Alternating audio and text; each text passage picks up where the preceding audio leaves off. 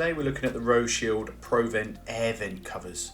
They come in 3 different colours here, and these are really useful tools to help reduce the risk of rodents and insects gaining access through air bricks on the side of the house. There's 2 ways to install them, either the screws or we can use silicone.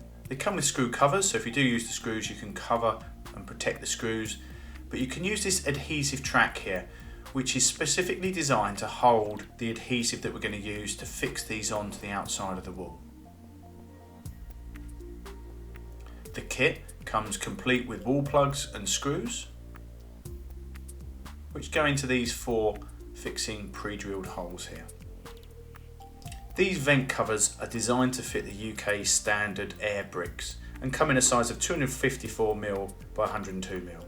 To install, place a bead of MS polymer type adhesive along the adhesive track. Push the vent cover over the air brick, pushing firmly at the edges. Remove excess adhesive. This is the Roshield ProVent air vent cover.